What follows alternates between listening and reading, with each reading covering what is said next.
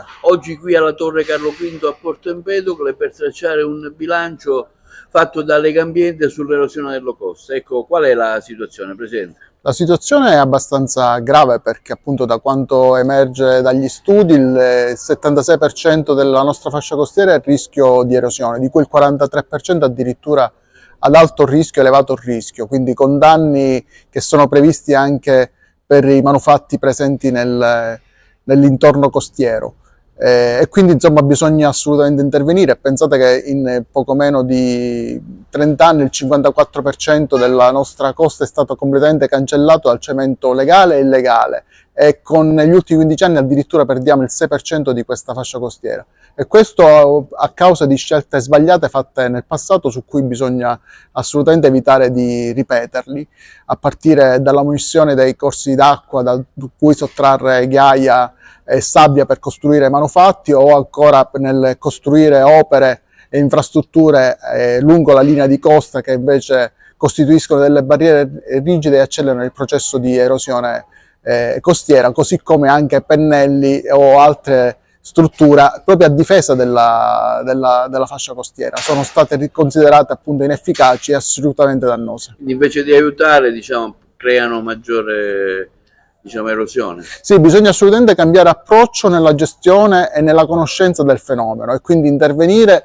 evitando innanzitutto di costruire, realizzare e continuare il consumo di suolo in questa parte della nostra costa e valorizzare appunto questo bene primario e comune che sono proprio le spiagge, ridando come dire, valore a quello che è veramente importante, quindi laddove non è possibile delocalizzare e proteggerlo, ma effettivamente evitare in qualsiasi modo entro i 300 metri di continuare a costruire e realizzare opere pubbliche o residenziali. Sulla costa agrigentina avete fatto un focus in particolare? Sì, abbiamo fatto un focus su Eraclea Minoa, su cui appunto sono intervenuti delle analisi sugli interventi attualmente realizzati che sembrerebbero non essere efficaci. Si sono privilegiate interventi con barriere rigide anziché con sistemi più elastici che potevano in qualche modo favorire l'accumulo e il ripascimento naturale delle spiagge, a fronte invece di interventi che probabilmente alimenteranno l'erosione in altri tratti di spiaggia. Oggi questa relazione sull'erosione della costa, in particolare avete attenzionato anche l'erosione della costa della provincia di Agrigento con un focus su Eraclea Minoa. Sì, perché purtroppo è una criticità molto importante quella che riguarda Eraclea.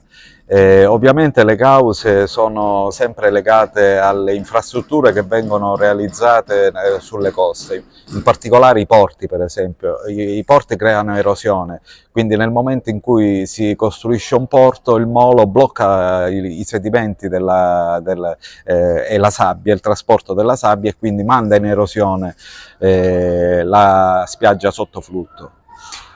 Ovviamente in questo caso bisogna fare il ripascimento naturale con la sabbia, magari prendendola dove si è accumulata, cioè sopra flutto, sopra il molo, e portandola sotto flutto dove viene a mancare, e questa è la soluzione migliore.